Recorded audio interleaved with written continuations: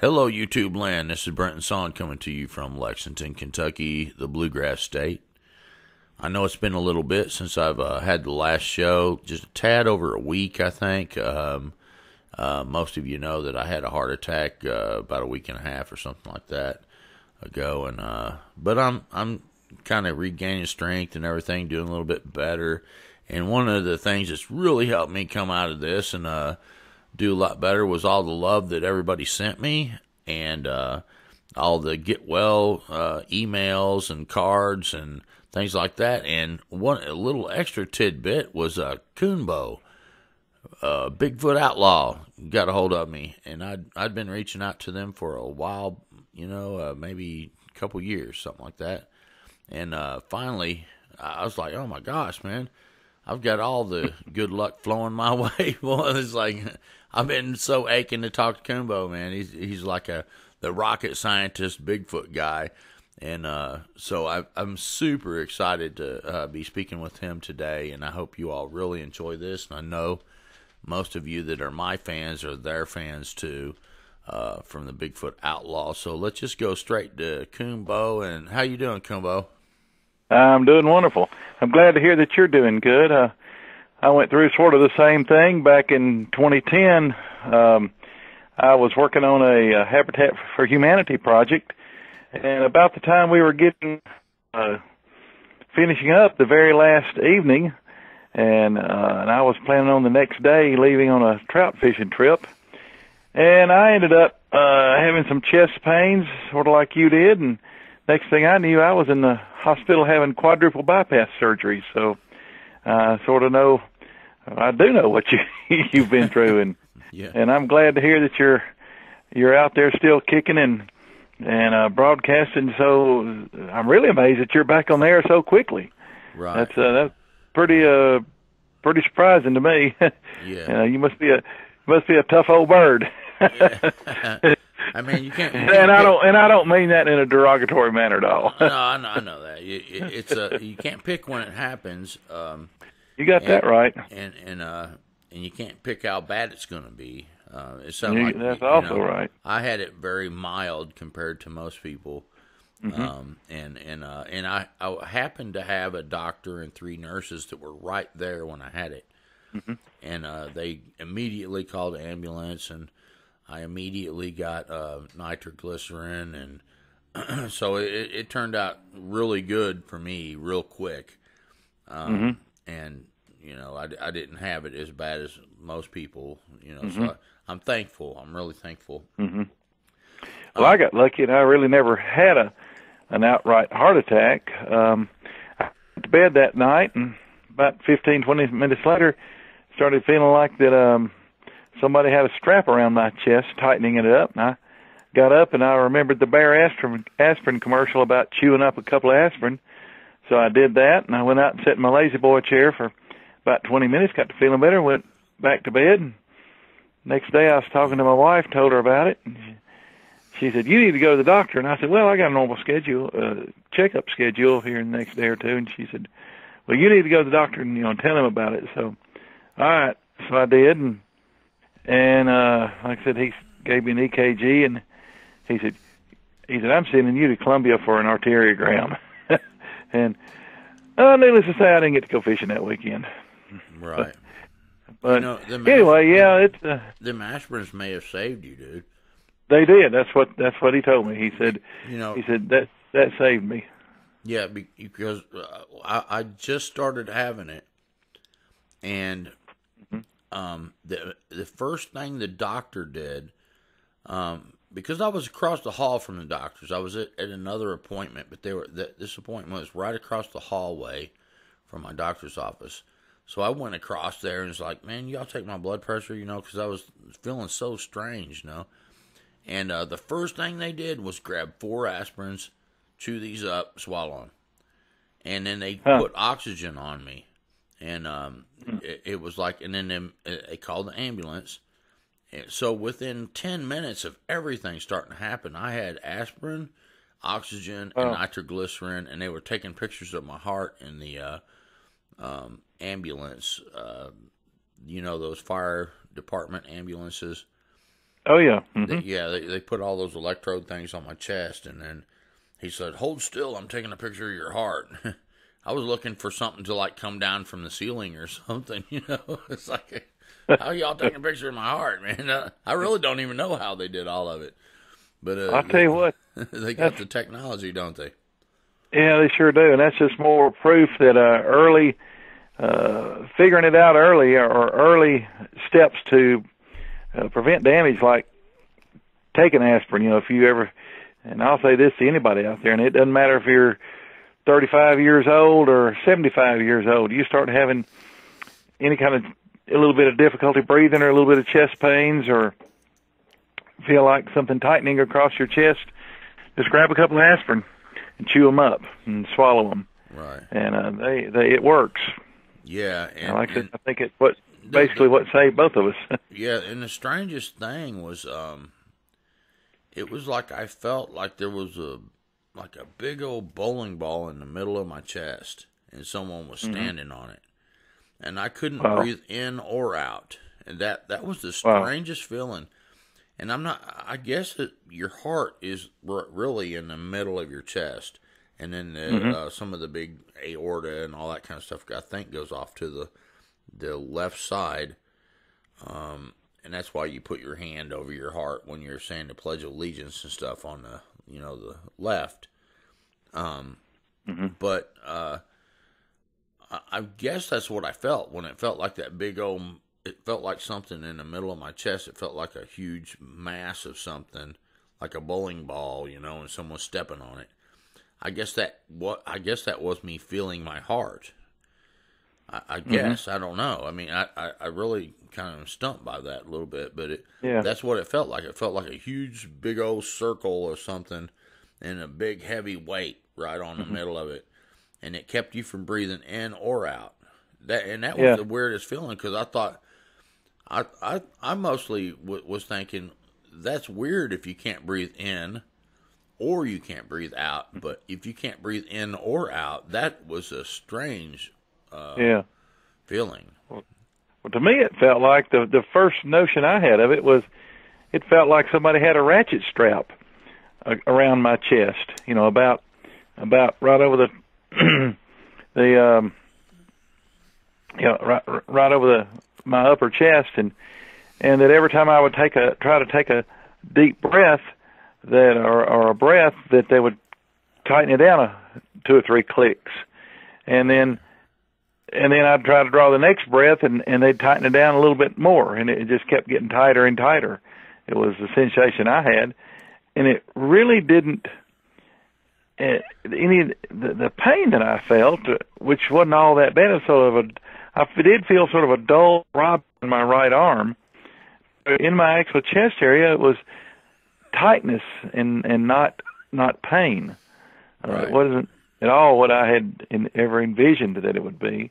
Right. It was, but like I said, since then I can run and gun, and I've tried to I do a lot of walking and stuff like that, and I work out and shoot. Last year I went out and I was running around out in the Bridger-Teton Wilderness in Wyoming, and I was up above the tree line several times, hiked up, we were up above, certainly up above 11,000 feet. I don't know where we topped out at, but I was amazed. I didn't think I was doing things that I didn't think I'd ever do again at age 60, but right.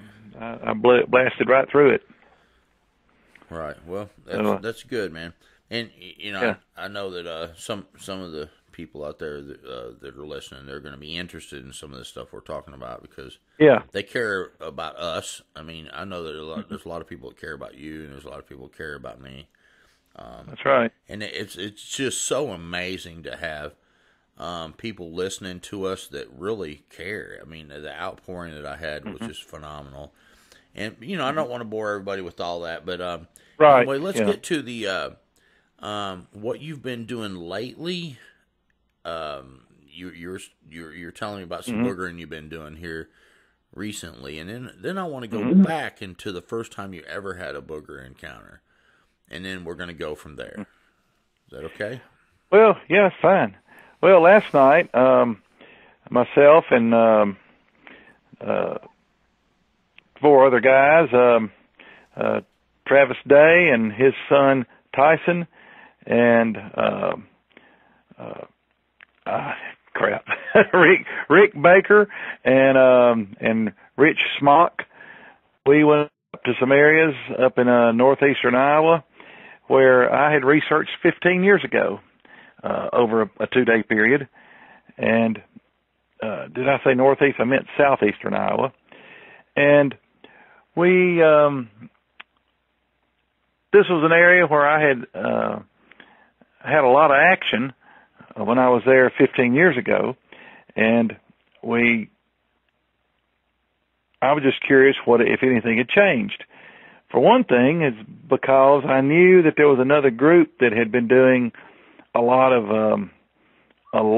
of outings and such up there in that area for the past quite a few years. And I was just wondering if things had changed, because when I was there 15 years ago, I had heard about it originally from this area by a friend of one of the original outlaws. And I went to the place that she had described and definitely got into them. And I studied other areas around there for, possible places I thought would be good candidates for boogers. And I went, and sure enough, I found them. I found them big time. I got chased out of one place. So I was, I had never have had another chance to get back up there, and this is something that's been on my do list for a while, and we've been talking about it. So we just decided to back up and go this weekend. We got up there, and what was really cool is one of the places we went, we immediately found classic booger sign. We found on the road leading into the place, right off the corner of a scope of woods, a classic twist and break. And this was a really good sign because it was hardwood, probably about 5 inches in diameter, that had been twisted and snapped over right at the corner of the woods where it met the road. And what was really interesting, I got to looking at it, and it was a left-handed booger that did it. You could tell in the direction that it had twisted this tree and fractured it, that it had been twisting it. You could tell it had been twisting it with its left hand, because when they grab a hold of it and twist, they curl their wrist inward, whether it's with their left hand or the right hand. And looking down upon the twist from the top, if it's twisted counterclockwise, it's been done by a right-handed booger. If it's been twisted in a clockwise direction, it's been done by a left-handed booger. And you can turn make like a fist, and with your thumb up, and then turn your wrist inwards toward your body, and you can see that when you're looking down at it from the top, that your right hand fist will twist counterclockwise, and your left hand fist will twist in a clockwise direction. And that way you can tell, looking down on a twist, down towards the ground. You look at the direction that the wood fibers are twisted, and that way you can tell if it was done by a left-handed booger or a right-handed booger.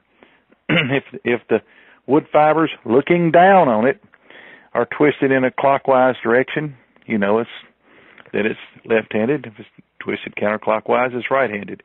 So anyway, and the fact that this was a pretty tough hardwood tree gives you an idea that wow, this is a really, really strong animal that did this, because it's done with one hand. And for something to twist a 5-inch hardwood like that takes with one hand, that takes a lot of strength. So we ease down the road, and we haven't gone 10, 20 yards past that.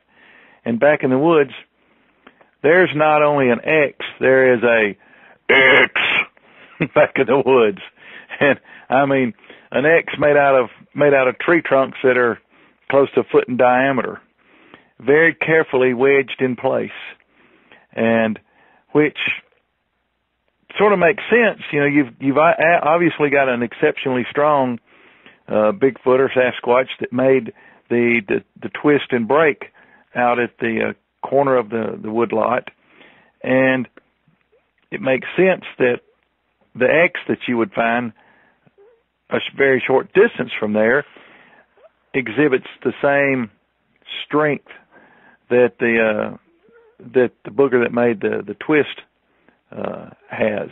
And so there were, you know, very large tree trunks wedged very tightly in between two adjacent trees growing fairly close together, very carefully wedged into place. So we had great expectations. So I said, hot dog, you know, I know that you know, these boogers are still here. Now, interesting thing. We explored around during the day. There were areas where, in this management area, this was in a wildlife management area, there were areas there where I had been able to drive to and walk into and explore 15 years ago that are now blocked off.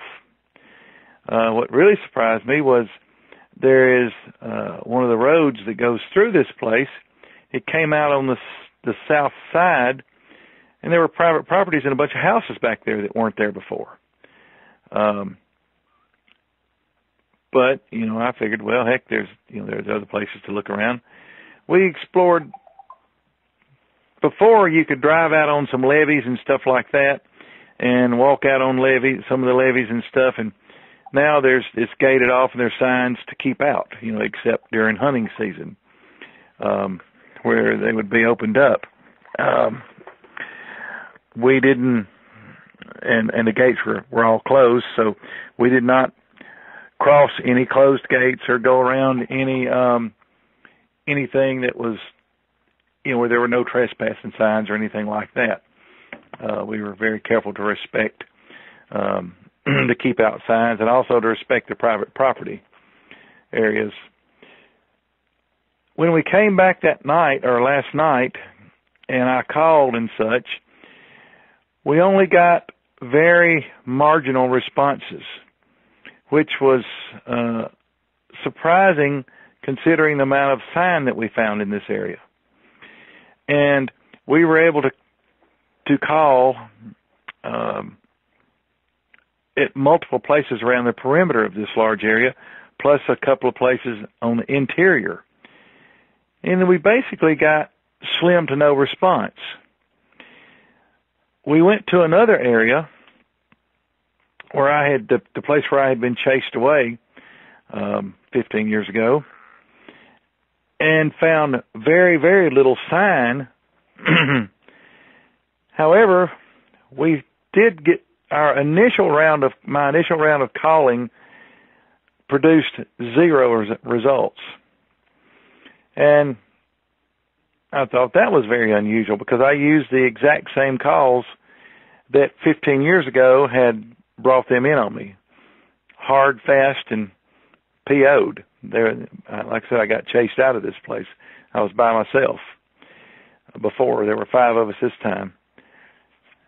So, thought about this,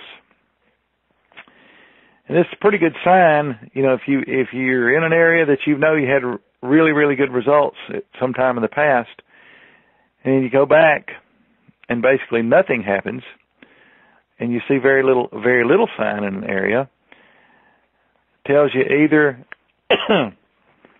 they have moved on, or they've been thinned out, or they've been run out, or something has happened.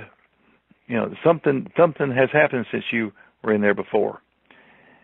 In the area where we did find sign, but we're getting no response, that told me that, you know, maybe these things, somebody's been in there messing with them a lot. Because I did write a report and file it at the time. that I was in there 15 years ago. And I was just wondering if some particular group has been in there a lot, doing outings and such.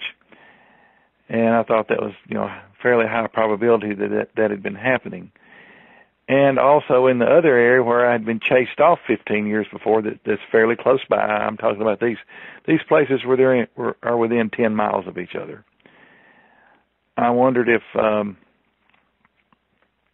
like I said, if they had been for some reason thinned out in there, or had been driven out, or they had just been harassed so much that they were no longer responding. I saw no evidence in there, and we spent time in the area in good daylight hours. I saw no evidence of any logging operations or any forest fires or anything like that. The woods still looked just as lush and nice as they had 15 years ago. And I thought, okay, they've either been thinned out for some reason, or they have just been harassed and bothered to the point that they no longer respond to people trying to call them or get a reaction out of them. So I said, okay, it's time for a change of tactics. So we went back in there a little later and called from different places that I had never called from before, and from a little bit longer distance away. And I used completely different types of calls. Calls that I normally don't use because they, to be quite honest, they just about shred my vocal cords. And they're also calls that I used to be able to do much easier before my open heart surgery because I had a lot more breath. When you've had your rib cage, and your sternum split, and they put a bumper jack or something in there in your ribs and jack your rib cage apart, and then they do the open heart surgery, and they literally they lace your sternum back together with stainless steel wire, and then there's of course scar tissue and all that from the having your rib cage opened up like that. You lose some of your breath, and in fact you can lose a lot of your breath. It limits your lung capacity. And I've been singing at the choir in church for a while, trying to gain that back. But still, though, I don't have near the lung capacity that I used to. But I went ahead and tried these calls anyway, and turned out they worked. We started almost instantly getting responses. Now, they didn't come charging in on us like before, but at least they were answering me. And in one place, in a new place that we called from, that was within earshot of one of my previous calling spots, but it was like on the other side of a valley, and there were really good echoes up and down this valley, so I knew that it probably didn't matter all that much where I called from, as long as I got into an area where I could project my voice out into this valley. And like I said, I got my topo out and I got my maps out, and I picked a couple of places. We went down there and I cut loose, and like I said, used a couple of calls that I hadn't used in years. And man, the place lit up. In fact, it was so good that we immediately got response from 2 boogers, and then the coyotes all tuned up, and that was pretty cool. And as a matter of fact, I haven't heard that many coyotes screaming and howling all at once in a long time. I don't know. Some of the coyotes, one of the responses from the boogers was right down in amongst the coyotes, and they may have been setting up to have a coyote hunt, because in the midst of all this, we hear the telltale signs of a coyote hunt. We hear, all of a sudden we hear some shrieking and stuff. That's obviously that one of the coyotes is in quite a bit of distress, and all of a sudden we hear the telltale, "Arr!" and it just, everything went dead silent. And that's typically what you hear at the end of a successful coyote hunt by the Bigfoot. So that was interesting. And a couple of the guys that were with me had never heard that before. So that was cool. We went back to the first place where we had the lots of sign, but no response, and tried these new calling techniques or different calling techniques, and we got not much response at all. However, in one place where we went, it was really, really tight. In other words, we had the woods came right up to the road. The road was cut down into a sort of a trench, and there were dirt banks on either side of the road there that were probably 6 to 7 feet tall, and literally just 3 or 4 feet away from the sides of the truck on either side, and then heavy brush growing on top of that. So we were sticking very close to the truck, and myself and Rich were on the driver's side of the truck, and Rich hasn't been exposed to all the gunfire and blowing up stuff that I have, and he's got a lot better hearing than I have. He heard something approaching us from the side, if you were looking forward, from the left, approaching the driver's side of the truck. And eventually I got where I could hear it. And of course, we're looking up. The ditch banks on either side are higher than our heads, and we are looking up into the brush. And there was by this time, a nearly full moon was up. Well, a few days past full moon was up, and bright, clear night. And so the sky was illuminated pretty strongly behind us. And Rich could see something in behind this particular bush. He could just sort of halfway silhouette it through the foliage. And so I fired up my thermal imager, and I looked up there, and Lord have mercy, there was something standing there that was about, I'd say 4 feet wide across the shoulders and about 9 feet tall, standing up there looking at us through the bush. And all I could see was, of course, I couldn't see any detail to speak of at all through the thermal imager, but I just could see brightly lit up spots through gaps in the foliage, and there was no doubt that that there was one up there, because if I moved to the side, up or down or whatever, I wasn't seeing this. I had my thermal imager set so that anything more than a few degrees different from the background temperature, lit up brightly, so it stood out from the background. And so through the gaps in the foliage, there were all these bright spots, and basically showed the outline of the animal. And it was upright, and it was just standing there, and it had come in quiet. Our only tip off that it was coming in was you could barely hear, a few twigs popping and the grass rustling. And it was, the wind had laid down, so it was dead quiet. As it got very close to us, even I could occasionally hear it breathing. And it stood there and watched us for a while, and then it started to move as we were facing it. It started moving to our left, which was, more towards the back of the truck. And we watched it for a while. I watched it through the thermal, and everyone there could hear it moving slowly and carefully through all the brush and stuff that was there. and I thought it was going to move,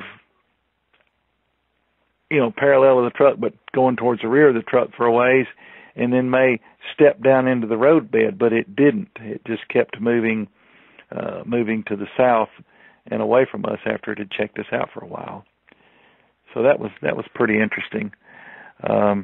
It came in stealth mode as best as it could, considering the terrain that it was coming through, and then it exited the same way.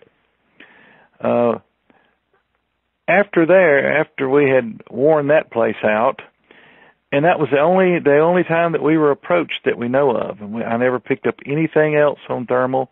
We had a really, really good night vision scope with us. We picked up nothing else on night vision, and even with my best calls and everything, these new calls, we never really got. We got a few responses, but they were faint and sort of half-hearted. And like I said, that one came in to check us out. We did hear. I'm pretty sure when I first started my second round of calling there that I heard a distant wood knock. And I tried returning a wood knock, and however, what I had to use for knocking on a old dry telephone pole that happened to be there wasn't quite heavy enough. I couldn't get a good response out of it. So I've got to make me a new set of knocking sticks. But we went back to. We decided to go to a place that was, again, not very many miles from there, but it was a state park that I had just driven through before up there. I didn't really spend any time there. I just driven through the thing, and I thought at the time, man, this looks boogery. So we went back out to this state park, and we called from several areas, and again, nothing ever really answered us. However, we heard something crash through the brush in one place, and all I got was just a glimpse of it in the thermal. And I know because some deer that were down the road that this was not a deer. It was man size or larger. And it made no sound other than to go crashing back through the brush. And then we heard a couple of distant snaps back in that direction, so we think it was still back in there keeping an eye on us. We rode around in this park, and the park had been changed quite a bit since I had been in there. As a matter of fact, the maps that we had that we were able to pull up online weren't even close to correct. Even on the current Iowa State Park website, their maps were not even close to being correct, and neither were the in Google Maps the road layout that was shown there. So we went exploring, and as we pulled down into an area that had a pavilion and a very, very large, very nice playground, across the playground, and there was a dumpster down there, which is a good sign. But across the playground, in the perimeter of that park, there was a drainage ditch. It was actually more of a drainage swag. It was planted in vegetation, but it had some weeds and stuff growing in it, and it was maybe 3 feet deep, something like that. And as we pulled off down there and turned, my high beam headlights swept that area, and we instantly saw, 3 of us saw eye shine, saw bright yellow, large eye shine in this little drainage swag or drainage ditch. I slammed on the brakes and centered my headlights on that. It stood up. And when it stood up, we were able to get a pretty good mark on where the eyes were in the foliage behind, or on some trees that were behind it. As we tried to bring thermal and night vision to bear, it turned around and walked back up into the woods into much more dense territory. We were never able to pick it up again on thermal or night vision. We never heard anything of it. We moved up closely, and we got out and we walked over there where it had been, and we were able to determine that when it stood up, we could tell that something had been in there. I'm thinking that when we first drove up, the thing was on all fours, and then it stood up on bipedally. We did determine that whatever it was, its eyes were about 7 feet off the ground, so the thing was probably a little over 7 feet tall.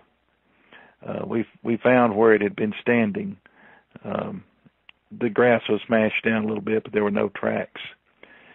So I'm thinking that this was a juvie that was hanging around watching that, just watching that area, or either it may have been going to the dumpster or something, because don't know.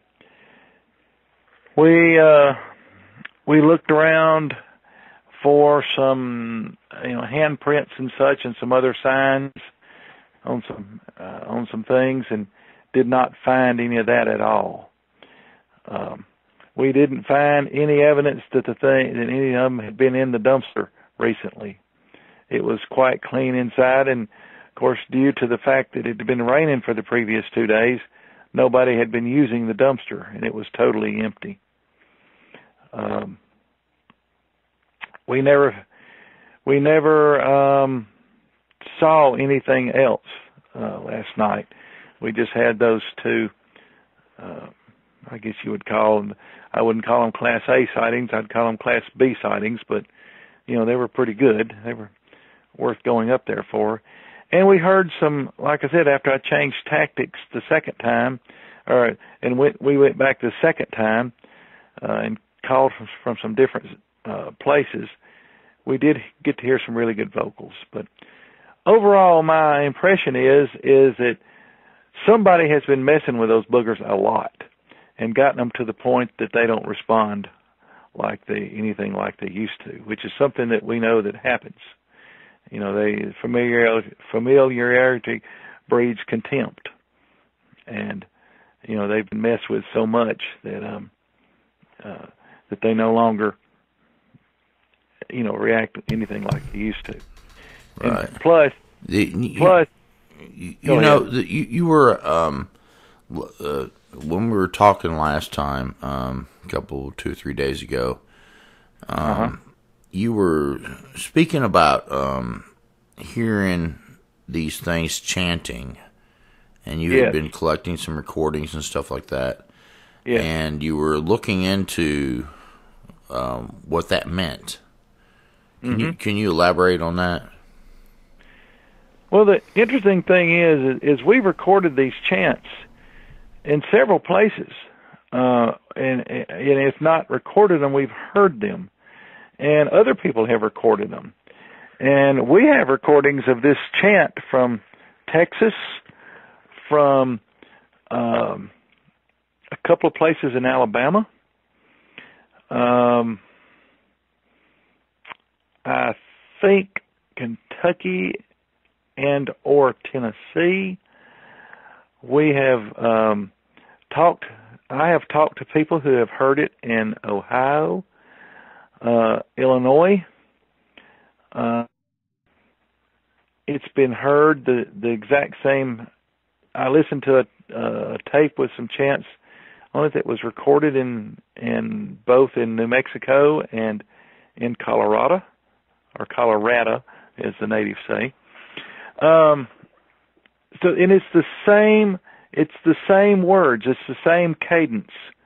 As best as we can tell, it's the same words. But I can't repeat it. But it seems to be fairly universal, and that's why I think that they have a base, a language that has a universal basis, at least in the U.S. area, but with some regional dialects thrown in. We've been able to figure out a few of the words that they use in the eastern United States, and what they mean. And it turns out they are an old Cherokee dialect, and they use a few phrases out of this old Cherokee. We have stuff that we've recorded that we're still trying to figure out exactly what this is we're hearing. We've got a couple of different lines of study. One theory that we're working on, I do not want to discuss at this point, but if something that myself and Troy Allen, one of our outlaws, and Cheryl Corntassel and Mark Maychek are working on, if this proves to be true, this would be like the Rosetta Stone of the Sasquatch world, as far as eliminating the basis or the roots of their language. But we are, I'm talking to some linguists and some people that are familiar with some, different ancient languages and such, and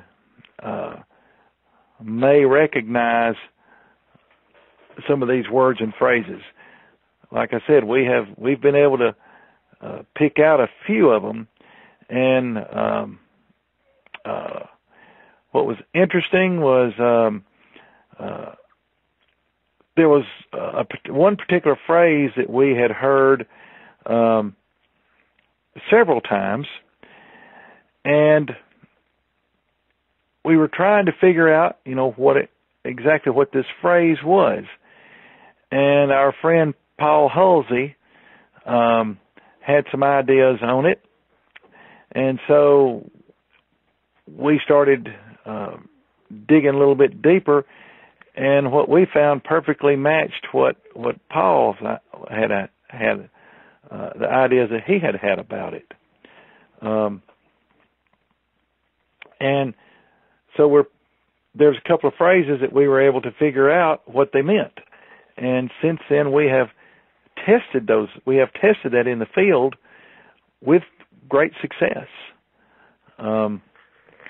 And now, so far, we have not tested it any further west than the Mississippi. We have not tested it.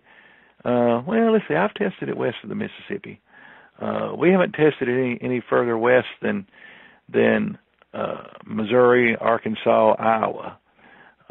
We haven't tested it out into Nebraska, Kansas, Dakotas area, and further west than that. But what we have learned has given us ideas on what to look for, and other possible phrases that mean the same thing in other old native dialects. So again, if this proves out to be something, like I said, we may be getting close to the Rosetta Stone of Bigfoot language. And if we know that there's got to be some kind of a universal language that they use nationwide or close to nationwide or over a large part of this country, that because of the recordings we have of this chant that they do. And this chant's not loud. It's not whispered, but it is spoken. It's a spoken chant, but of a very particular cadence, very particular phraseology, but it's done in a low voice. And the places it's done is, I don't know if it may be like a prayer for protection or something, because it seems that the times that we've heard it, of course, were when they were slipping in around us. And at times when they were not aware that we might have been listening to them or might have been recording them. I think when they are aware that we're listening, and well, of course they don't know anything about recording, obviously, but when they are aware that we are awake and maybe listening and can hear them, they come in and just as quietly as they can. But at other times where they think that we're not going to be awake and listening, and they're easing in, is those are the times that we've been able to record these chants, or when we have hidden a recorder out in the woods, out off the perimeter of where we are at the time. That's where we've been able to record these. And like I said, we've got different theories about what this chant may mean, because other folks, I have not heard this chant recorded on a drop box that's just left out in the woods out in the middle of nowhere. And there's quite a few of those that people have in places. It's always when they are approaching an area that they know we are in, but they think that we're not listening, or they think that we may be asleep or something like that, or maybe a home that they think that the people may not be at home. So, like I said, we have different ideas about when they may use this chant. Like I said, it could be a prayer for protection, or to give them courage to go sneak in and do this. I don't know. Man, that's just super fascinating. I mean, Yeah. The way you've put that together, it sounds kind of like they may be, doing a prayer of protection as they're coming into you. Right. And that's to me, that's mind-boggling, and it makes sense to me, though. I mean, I really wish you the best on thank you. on the figuring out this study and what have you, and bringing this to fruition. Because to me, I think that would open up the door for a lot of other avenues of what the heck is going on. Right. Well, we tried this weekend. We tried something that Mark Maychek and I have been talking about for a while. And it required us looking for a particular item that is, most people have heard of this, but they don't know the proper name of this, and I can't reveal what this is right now, but it's something that people don't realize, that this is when they hear references to this thing and it being used, they don't realize exactly what it is that they're talking about. It's spoken of in the Bible, and we started looking for something, and lo and behold, I found one. I found it, and I knew that this was something really, really, really super special. And I took a picture of it and sent it to Mark. And I says, "Is this it, or what is this? Could this be it?" And Mark's like, "Oh yeah, that's it, get it." And he got all excited, and so I got a hold of. So I bought this thing. And then I get online later, and I get to looking at it, and I'm like, oh my God. These people didn't know what they had. And so we employed this particular device while we were out, and at first nothing happened. And it took me, and I had studied it and read about it, and there are some things, I actually found some things on YouTube and stuff about it, and studied it, and I found out there were various ways that it could be, things that could be done with it, various ways it could be used. And so I tried using it in the supposed normal fashion that it's used in certain ceremonies and things, and absolutely 100% nothing happened. But I remembered in one of the things that I had seen on YouTube, it could be employed in one of 5 different methods. and each method being a little bit more difficult or having a little bit different effect. So, I didn't work in mode number 1, so I tried mode number 2. Well, we thought one time. I went up to the 3rd mode, and the first time it had extreme results. Not to the point that we were attacked or anything like that, but it lit up the night around us. We heard boogers screaming. The coyotes went ape shit. I'm sorry if you need to cut that word out for using that word. We were astounded. I didn't even know that if I could do what I did. I had never even tried it in my practicing and stuff. But, I'd seen it on YouTube, and I managed to make it work. And it had very strong and immediate results. So we went back over some areas and used it that way. And again, it had strong results in some places, but the places that had very strong results is where I had not been 15 years before. But where it had zero results using it in the initial way that I had learned. But it was so this may be something that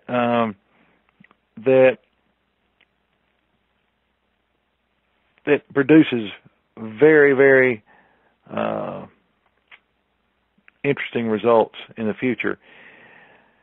I've got to get back with Mark. We have not had a chance to talk since I got back this morning. I didn't get back home out of the woods until 6:00 this morning. So I got home a little bit before daylight. But right. And I know that you're talking about some things that you are, researching on, that you can't just give out all the information just yet because you all haven't figured out everything that you want to release.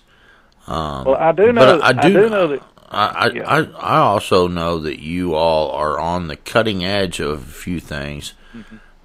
I've been talking about when it comes to the boogers and the things that compare to the scriptures. I've been talking about like the infrasound, comparing it to the walls of Jericho, and angels smiting people with different things that are similar to the effects that the boogers have on people when they get hit with infra and ultra and all that kind of sound. And you're one of the only people I've ever run into that speak about these same type of things. And a lot of people think I'm speaking about supernatural things, but I'm actually speaking about scientific things, because these are actually scientifically explained, not necessarily supernatural. A lot of the supernatural stuff that we see in the scriptures are actually science. That's correct. And if you could elaborate, kind of like on the walls of Jericho. Like when they marched around the city and they were supposed to blow their shofars. But also there was also a person that rode up to Joshua as they were marching around the city. And he said, "Are you for us or for them?" And this person that was on this horse said, "I am the captain of the Lord's host."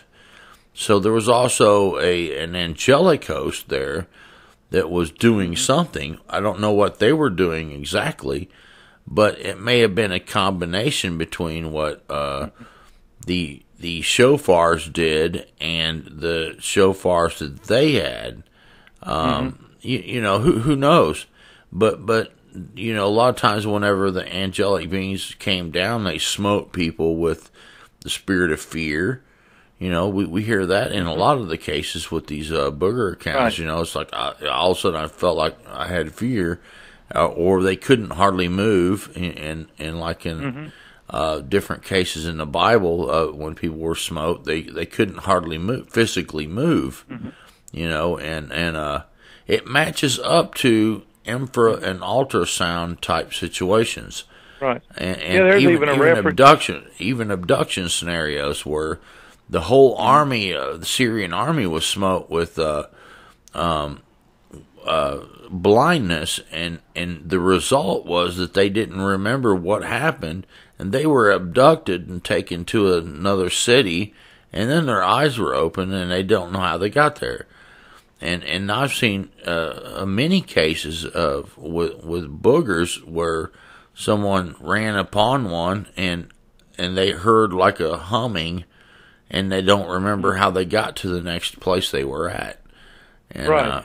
Yeah, we've been, there's been a number of us that have experienced that. I've heard the humming before that indicated a wavering, ultra super low frequency at at the lower limit of human hearing, humming noise that indicates the presence of. Well, I've learned that over the years that when you can hear it, that's usually a juvenile that's trying to learn how to use infrasound. That their voice has not matured to the point that they can hit the low notes. They're still just how like look at a man or boy and a man as he develops. He sings up until the point of puberty. He sings in a higher pitch, and as he matures at puberty, his voice starts dropping, and his voice breaks, and suddenly he can hit some of the lower notes, but he can't hit all of them. And as he gets older, his voice continues to deepen, and he can hit more and more of those lower notes. Well,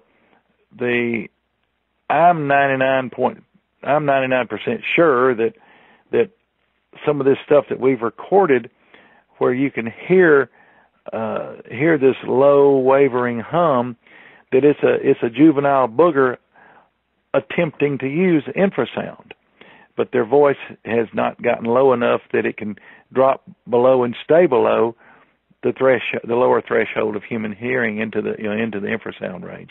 Whereas your more mature ones, you never hear that, but you certainly feel the effects. Now, going further into infrasound and into the effect that was created by at the walls of Jericho. And this is also the same effect that was employed on our embassy staff or consulate staff there in Cuba that are experiencing health problems and hearing problems and all kind of other problems that they say could be the result of infrasound. Well, I can tell you it's not classic infrasound as people think, which is just pure low-frequency noise, like it's what is generated by a large subwoofer, because anybody that has a good subwoofer in their system knows that one of the attributes and good things about having a good subwoofer is that you can place it most anywhere, and where the sound comes from is not very evident. Low-frequency infrasound radiates and spreads through an area and cannot be focused. And that's why they don't use pure infrasound as a weapon. However, you can create an infrasound effect using ultrasound, which can be highly focused. You can take two highly focused ultrasound beams pointed into a small area, and you can use one as the base or like the drone frequency on a like on a dulcimer or the drone on a say a set of bagpipes or something like that, that frequency never changes. It's a specific ultrasound frequency. And of course, I don't know what the frequency is. It depends on the application. But that frequency will never change. And it is highly focused and aimed at a target.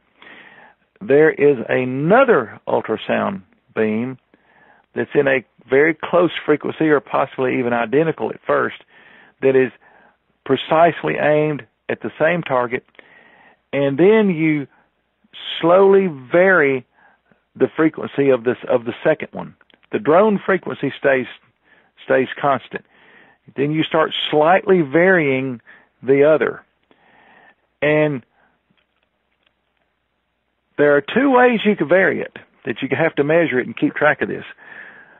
Number one, you have to determine by how many hertz you're going to vary this. Say you're bombarding something with a frequency of 25,000 hertz. The upper limit of human hearing is 20,000. And so you're well above the upper limit of hearing, and the person will not hear it, but that will certainly cause fatigue effects, sleep disruptions, and such as that. Just the drone frequency will at that frequency, with a focused beam pointed at you, will create fatigue and other problems. Then you add the second frequency, or the second beam pointed at you, and you can say that, okay, I'm going to vary this 25,000 hertz base frequency by plus or minus 1,000 hertz, say. And so you're going to be varying it from 24,000 to 26,000 hertz. And I'm just picking this number out of the sky.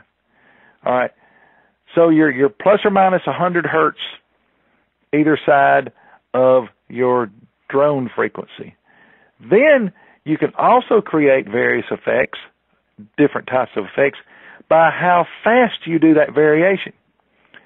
And you can say then there's various ways that you can measure that. But to break it down in the simplest terms, let's say that we're going to go from 24,000 hertz to 26,000 hertz in a period of 10 seconds. So you can break that down. You're covering, 2,000 hertz in 10 seconds, which means that you're varying it, 2,000 hertz in 10 seconds. That works out to be, 20 hertz, 200 hertz a second, something like that. And my math may not be exactly right, but you can slow it down more. And if you get down to where that variation of hertz per second is down lower than 20 hertz, which is 20 cycles per second, you can actually create a pseudo, I'm not making good sense here, I know. You can create a pseudo infrasound effect using two ultrasound beams. And then you can start inducing panic and paranoia and other effects that we see with pure infrasound. And now, I have never had a chance to do this in the lab. I do not have personal experience doing this. All I know is what I've been reading. But because of my work in the lab in the past, I understand the effects, and because I have done ultrasonic testing with frequencies, up way higher than 20,000 hertz. I mean, we've gone on up into 50,000 hertz range, and even above. So I know the effects that those high frequencies can have on different things. We have used high frequency sound to shred metal. I mean, I've seen it. I saw a Craftsman toolbox, a big roll-around Craftsman toolbox full of tools reduced to the sheet metal was ripped into pieces no larger than a silver dollar, and all the ratchets and wrenches and and sockets and everything. The metal in it was completely crystallized. You could pick up a wrench that looked perfectly good and tap it on something, and it would disintegrate into pieces. All the steel in it was crystallized. We did a lot of the testing on the space shuttle ceramic tiles back in the very early late 90s, very early 80s, and some of that was still going on when I went to work for the government in the 80s. And I saw, shuttle wing panels that would have all the tile and everything on them, and everything be great. Man, you could try to pry those tile off with a screwdriver, and you couldn't get them to budge. And we hit them with focused ultrasound of certain frequencies, and those tiles would rain off of those wing panels. And it took a lot of. It was a lot easier building the tiles that could survive, that the ceramic tiles themselves could survive, but it was much more difficult finding an adhesive that you could glue them to the wings with, that could withstand the not only the decibel level but the frequencies that were generated during the launch of a shuttle. So we did a lot of testing on the effects of ultrasound and multi-frequency ultrasound on different types of materials. You can go back and you can study the mid-air disintegrations of some of the early jetliners. I think one of them may have been called the de Havilland Comet. I remember it was made by the de Havilland Corporation, and they did not, in the design of the thing, they did not take into account the detrimental effect of high-frequency noise on the aluminum airframe of the aircraft. And over a period of so many flights and in certain types of atmospheric conditions, because people don't realize how cold it gets as you go up to altitude, how that would crystallize and break the metal down.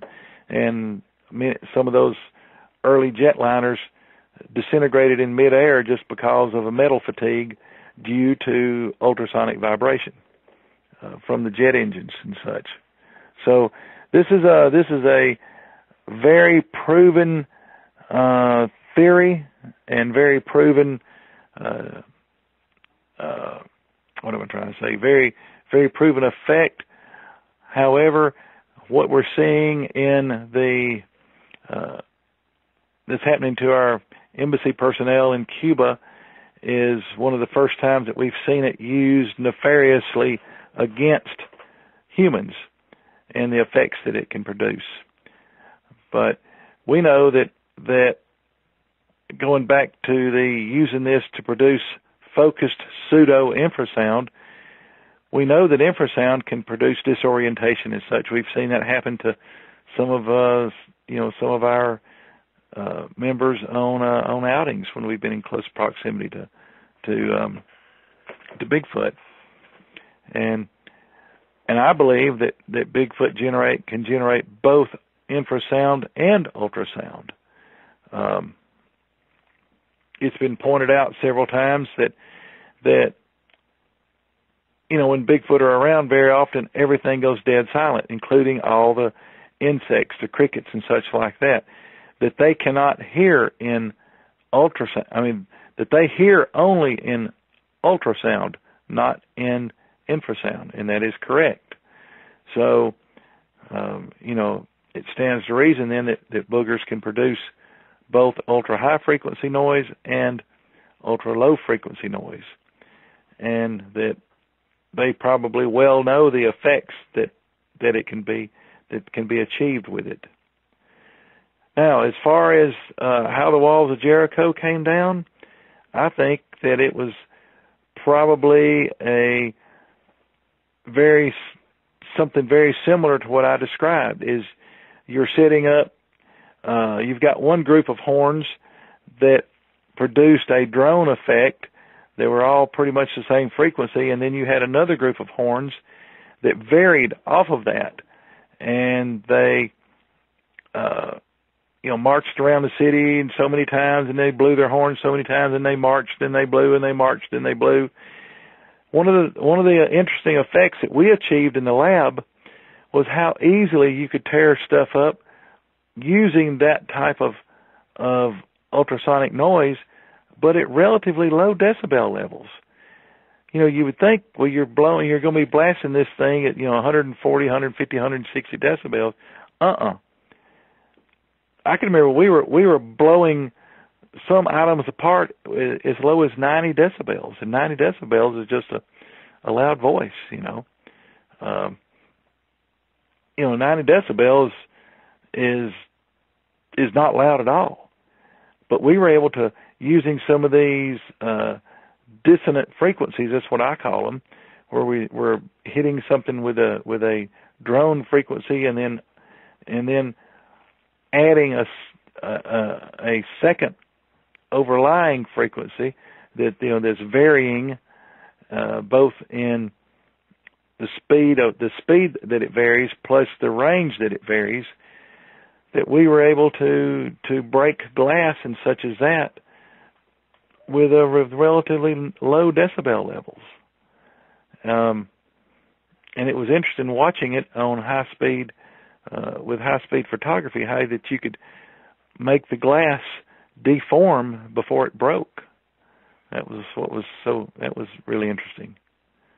So yeah, that's why that's what made me get to thinking about.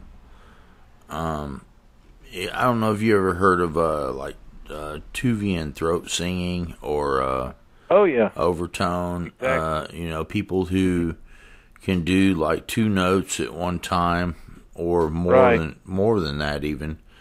Or they have like a droning sound that they can make like and right. then they can do like with the shape of their mouth, they can create an overtone sound. So you have two different sounds coming from one right. vocal system. Now, if these boogers have more than one set of vocal cords, how many combinations could they possibly be right. making? And that's been some of the things that have been said about the boogers, that they have more than one set of vocal cords. So if they were able to do that, then they could be making more than they could be making at least one droning sound with an overtone. And if they had another set of vocal cords, they could have another droning with a overtone, and right. So that would make four different sound coming from one thing. And if you were to program that properly, then you're talking about doing some things that are beyond what science would even begin to comprehend. Right. What do you think about that? I totally agree with you there. First time I ever heard that Mongolian or Nepalese throat singing years ago, I started trying to imitate it, trying to learn it.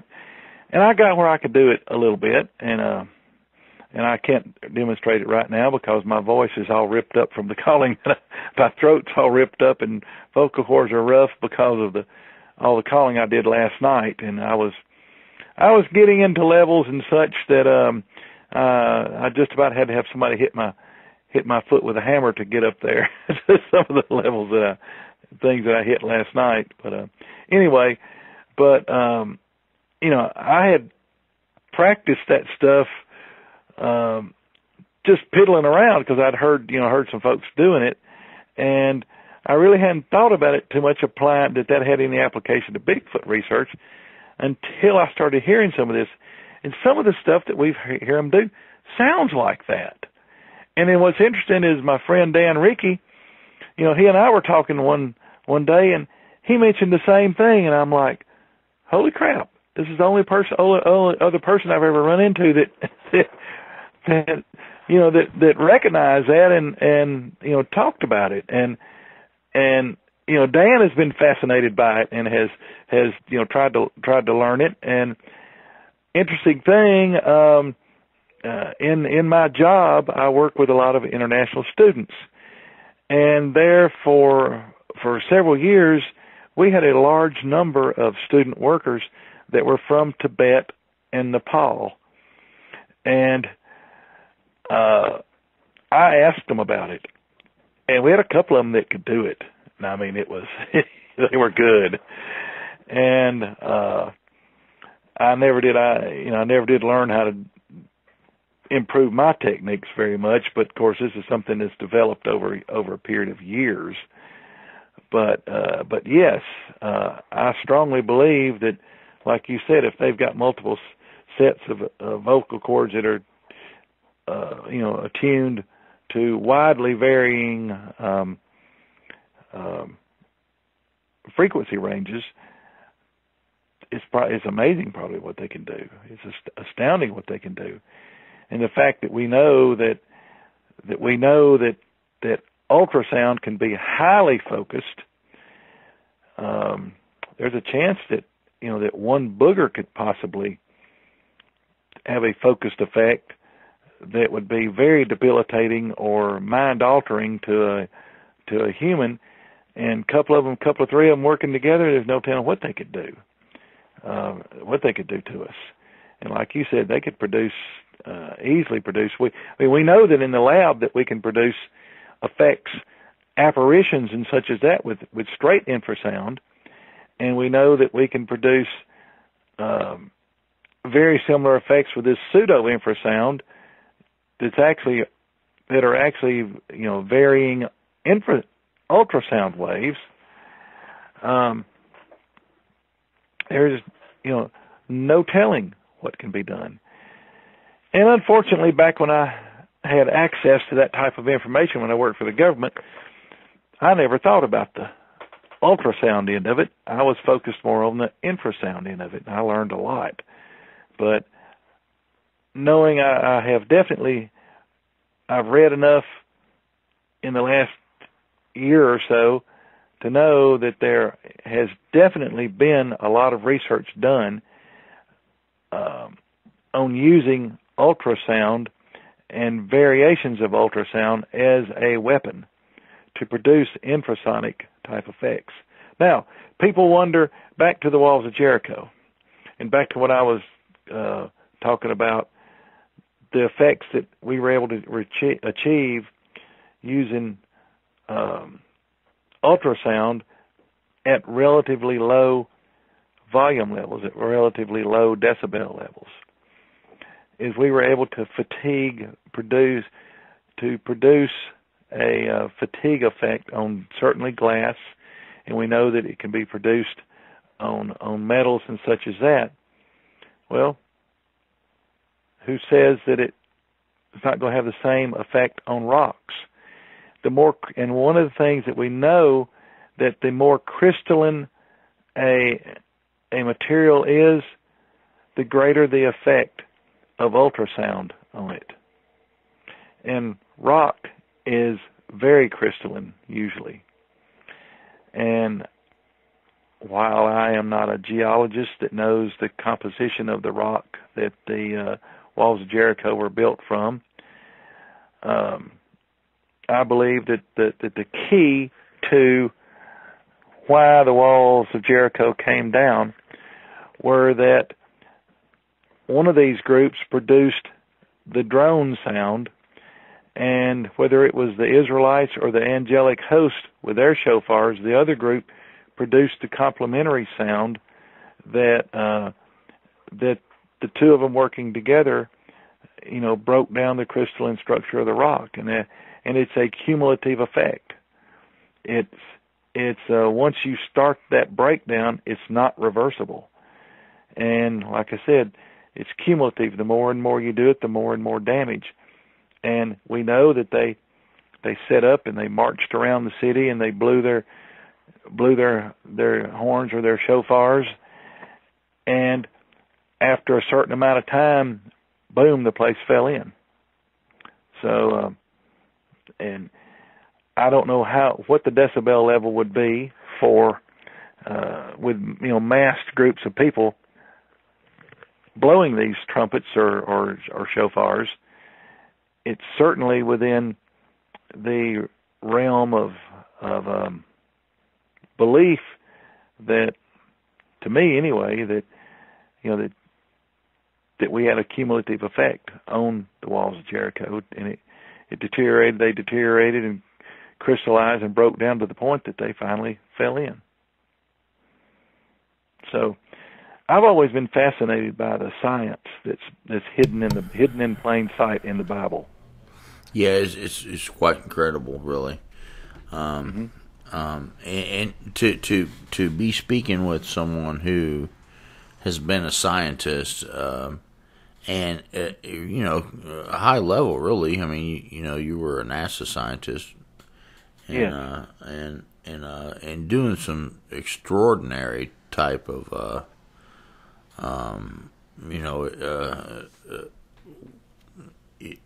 whatever you would call it, you were experiencing with your colleagues there, doing different types of studies and stuff like that, and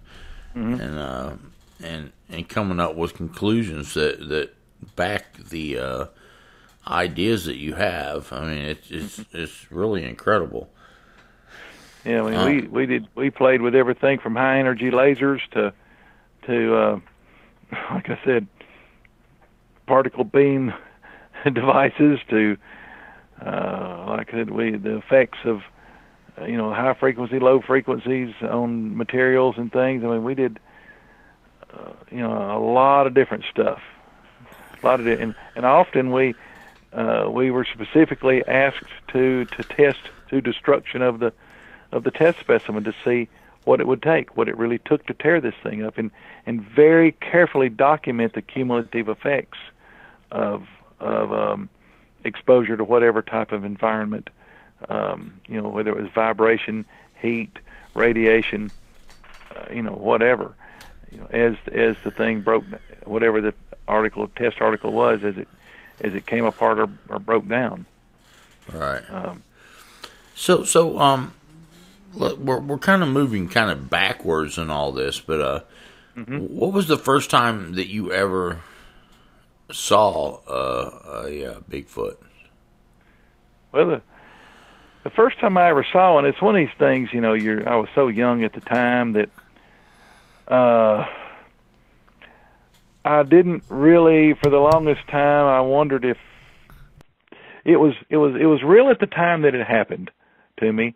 But as I got older, I wondered, did that really happen?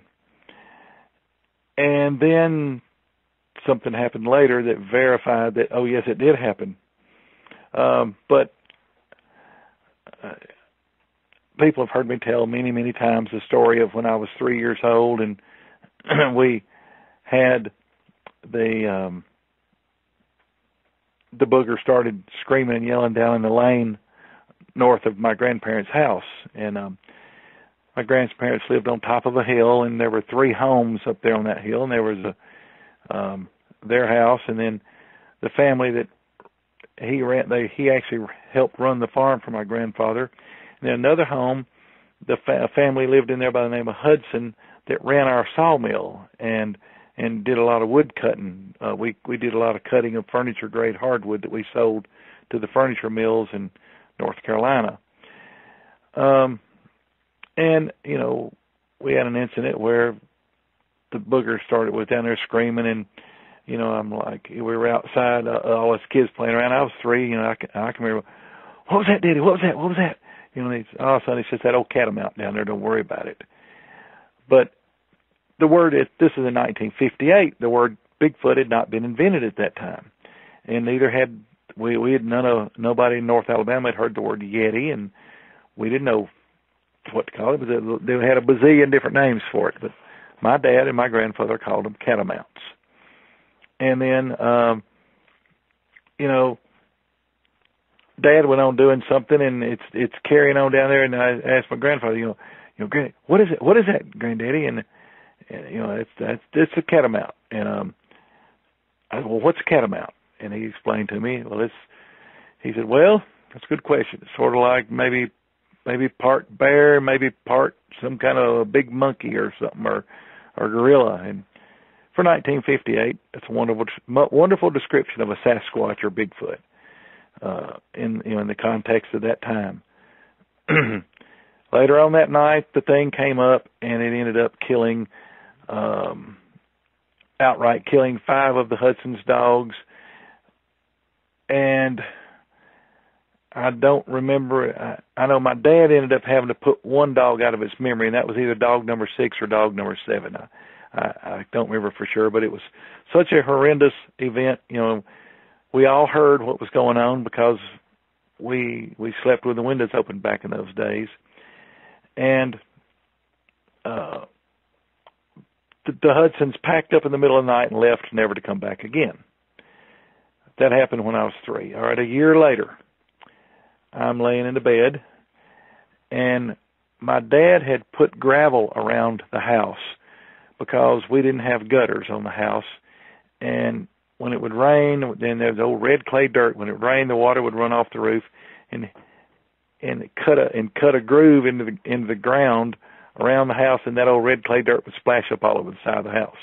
So to prevent that from happening, we had about a 4-foot wide strip of gravel all around the outside of the house, under the eaves and stuff, and it extended out from the house about 4 feet. I'm laying in the bed, and I was always slow to go to sleep. And I'm laying there, and my bedroom window's open, the attic fan's on, and I'm on the top bunk, so it's drawing cool air in through my window. And it was an old style crank-out casement windows. And I hear someone walking on the gravel, walking around the side of the house, along the side of the house. And I can hear the gravel crunching. Well, I wondered it was one of my buddies, coming over and wanting me to, play or something like that. I didn't know what the hell it was. I stuck my head out the window, and I looked down. I didn't see anything. I looked to the right, didn't see anything. I looked to the left, and there is a booger, which I figured out later that's what it was. There's a booger there with his back up against the wall, as flat as he could get himself, his palms of his hands against the wall, or certainly the palm of his right hand. I couldn't see his left hand. And his back is up tight against the wall, and he's got his head turned looking at me. And he was auburn-colored, but with very shiny hair. Or I shouldn't call it he, because I don't know what it was. I don't know if it's male or female. It was auburn-colored. The moon was up. My bedroom was on the south side of the house. The moon was shining in there on the thing, and it had, and the moonlight was glinting off of its hair.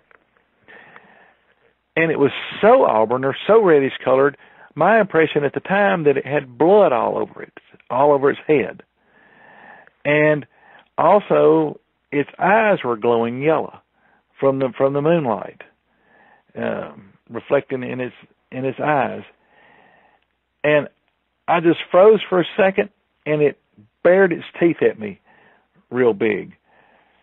And to this day, I do not know if it was threatening me or if it was attempting to smile at me. All I know is I jerked my head back in the window. I came flying off the bunk bed. I went running wide open into my parents' bedroom. Mama, Daddy, there's a yellow-eyed, bully-headed monster outside my bedroom. There's a yellow-eyed, bully-headed monster. And my dad never hesitated. He never questioned me. He never hesitated. He came flying out of the bed, jumped into his slippers, grabs a shotgun out from behind the door that he kept loaded up with buckshot. From behind the bedroom, it goes flying out the door, runs around the house, and all he's got on is boxer shorts and a pair of old slippers. And he runs around the house, and I jump in there, and my mom hugs me, and I'm on there in the bed, in their bedroom, and a little while Dad comes back in, and my mom says, "Well, did you see anything?" And he says, "No, I heard it." He said, "I heard it running off." My dad said that, it went running off. Now, at this time, neither one of my two little brothers were born.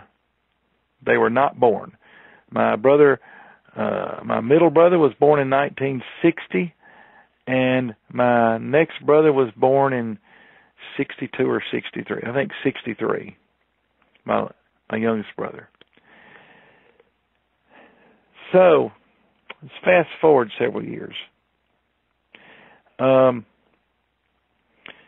fast forward to 2011, and my dad has died, and the family was sitting around talking, and my brother, my middle brother, just out of the blue, and I don't know why in the world he brought this up, but just out of the blue, he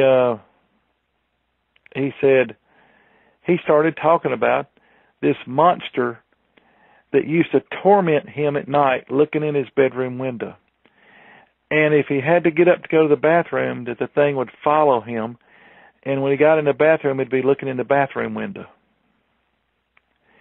And I was absolutely shocked. And I'm sitting there with my mouth hanging open.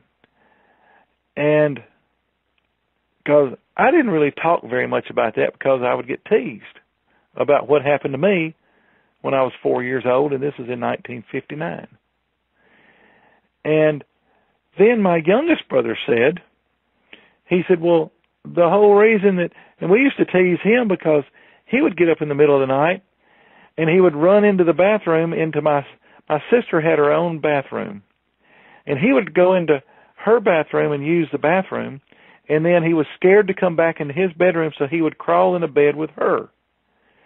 And we would, we would tease him about it sometimes. And he said the reason that I would get up and run into my sister's bathroom, that because if he went to the other bathroom, that monster would be out there looking in the bathroom window at him. And so he was afraid that when he would come back to his room, it'd be looking in his bedroom window at it. So he would go into my sister's bedroom. And we're all sitting there. We had no idea that the same damn thing had been traumatizing all three of us through our childhoods. And we had no idea until after my dad's funeral. We were sitting around talking. None of us ever, there was enough years between us that we had never talked to each other about that. And I was astounded. In fact, we were all astounded. All of us were totally taken aback by the fact that we all had the same problems with the same damn thing. So, that I don't know if we'd have all known and talked with each other about what was out there and what was going on. I don't know, if it would have made any difference or not, but I wish we had. I wish we'd have known.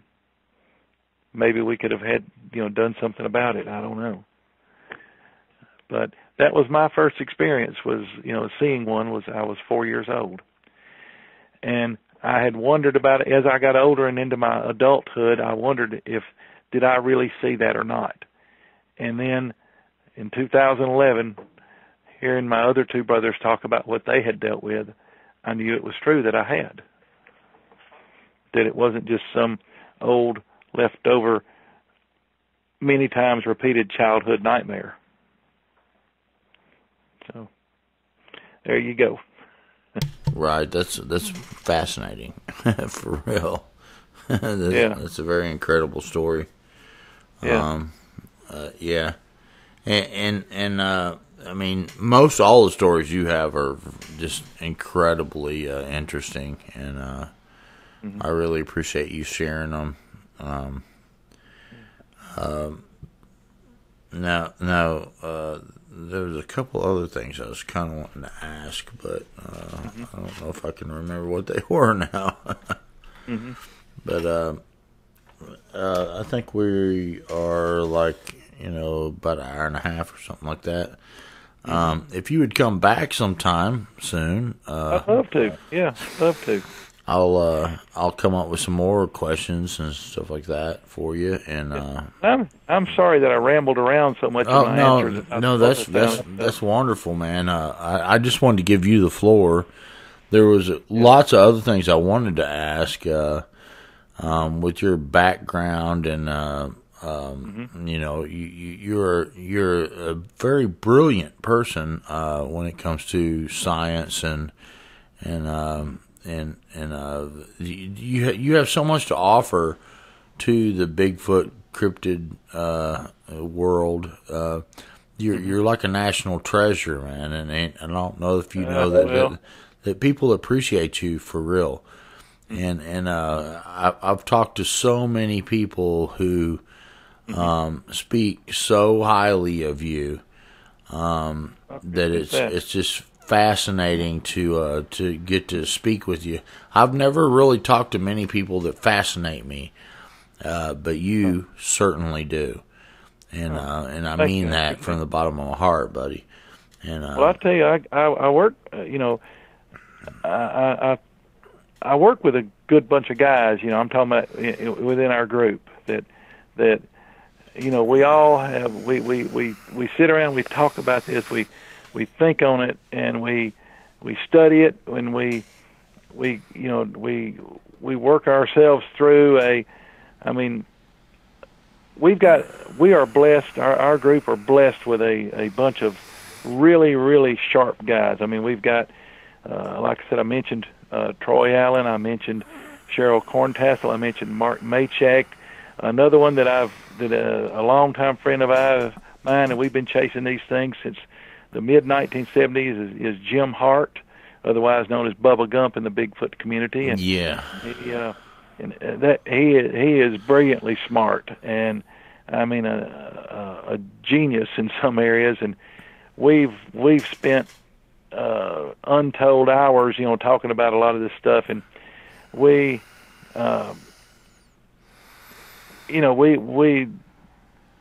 spent a lot of time. Well, what about this? What if? And a gentleman named Peck White. He is terrifically, sharp with all this from the technical end of it. And then, Dan Rickey. Dan has a huge amount of field experience and such. And we've got just some terrifically good folks. And then of course we got Matt Knapp. He is a whiz on this and a very, very good critical thinker. I know the Bigfoot Outlaws are just fascinating, and I mean that. I mean, we've been. I think it's amazing that whenever I've talked to you, you said Matt Knapp thought highly of me and stuff like that. Because we look up to you all so much, you don't even know. The whole Bigfoot community that they're out there covering this kind of stuff, the Bigfoot Outlaws are the top of the whole field. We listen. We all listen to you all, and I appreciate that. And we take everything that you all say. Seriously, and it's just fascinating. I mean, you all are awesome, and we appreciate you, and so everybody out there in YouTube land, I hope you enjoyed this, and I'll have Coonbo come back if he's willing to do that, and and we'll try to bring in some of the other people too that, and we'll pick their brains and we'll learn from them, because we have learned so much from you all that you don't even know how much that all the people have learned from Bigfoot Outlaws. Well, we appreciate that, and like I said, you've probably heard us say that there are no experts on Bigfoot, and anybody that claims that they are an expert, they're blowing smoke. Because the more we learn, the more we And the more we know about them, the more we realize what we don't know. For everything that we figure out, then that opens up 15 more questions. It's amazing when we were able to demonstrate in the field and find out for sure that, hey, they're using a few phrases from ancient Cherokee dialects. Then what's all the rest of it? And then we were thinking, well, maybe it's ancient Cherokee too. Then we realized, well, crap, here we've got these recordings around the country, and a lot of them come from areas that, there were no Cherokees there. So they've got to have a universal base language, and then with regional dialects. So, well, we'll get deeper into that next time, because I think that you've come to some conclusions, and I have also myself, because basically all we can do is theorize. When it comes to science, you come up with a hypothesis, and you try to prove it, and that's an educated guess, and I don't know whenever science got off a track with that, but you basically, from what you do know, you come up with an educated guess, and then you make an assumption, and then you go and look for proof to prove that. Right. And for some reason, people have gotten away from doing that, and they poo-poo it. Like it's some bad thing, a way to do it, but that is a scientific process. Well, what you have to realize in all of this is you have to realize, even though you may have come to an absolute conclusion to something at one point, you still have to, as you learn and as you discover more and more about these creatures, or really any endeavor, you have to realize that that if you don't screw up every once in a while, you're not doing enough first. And exactly, and then you also have to realize that a mistake is an event and not a person. A failure is an event and not a person. And if you learn from a mistake or a failure, then it's done you some good. And you also have to be willing that when you make a mistake, or you come to the wrong conclusion, and you become aware of that, or discover that you've made a mistake, you've got to be man enough or a good enough researcher to admit that, hey, I was wrong about that. I was totally wrong, and then move on. It's none of this is set in stone at this time. At any of this point, we don't have. The government may have some of this stuff set in stone, through their research on stuff that we don't have access to. But at this point, we're all just taking our best shots, our best guesses, and we're doing our best to try to, using scientific method, to document these different effects and different things. And but it seems like we're on some very interesting prefaces here to the research that you're doing, and like with the chanting and stuff like that. It's going to be so interesting to figure out where that goes. And we really appreciate your hard work that you put into that, and and the rest of your group and stuff. We appreciate all the work that you've done, and we're looking forward to hearing what you come up with. And we'll together look at it and see what we all think. Hopefully, one of these days we'll have something terrific to share with that. Right. But in the meantime, we're plugging ahead. We're plugging ahead, and talking to the right kind of people in the right kind of positions that can to help us. And it's like I said, what we're finding out is pretty interesting stuff. Right. Yeah. And we only touched the surface of some of the things that you and I talked about. So that's right. Yeah. That's just for everybody out there to know that there's lots of other stuff that Coonbo and I talked about that's just unbelievably fascinating. And we'll bring that to you soon. And thank you, Coonbo, for coming on, man. And thank you. I appreciate it. I'll be talking to you. You got my number, man. Anytime, man. Call me, and maybe within the next couple weeks or something, we can get back together and talk about a few more things. And God bless you, and everybody out there in YouTube land. Appreciate you listening. If anyone out there has a story that they'd like to share, you can contact me at brentonsawin@gmail.com. And if anyone wants to contribute to help with this channel, you can go to PayPal me link that's in the description. And it's, every contribution is appreciated very much. And I would like to ask one extra thing.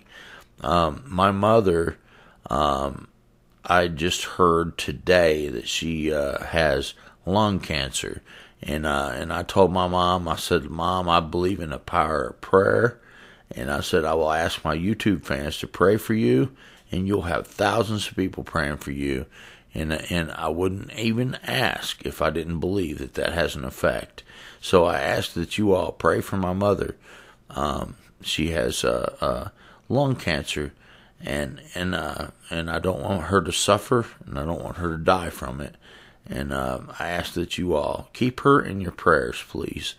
God bless you, and I'll see you all on the next video. Bye-bye. Alrighty.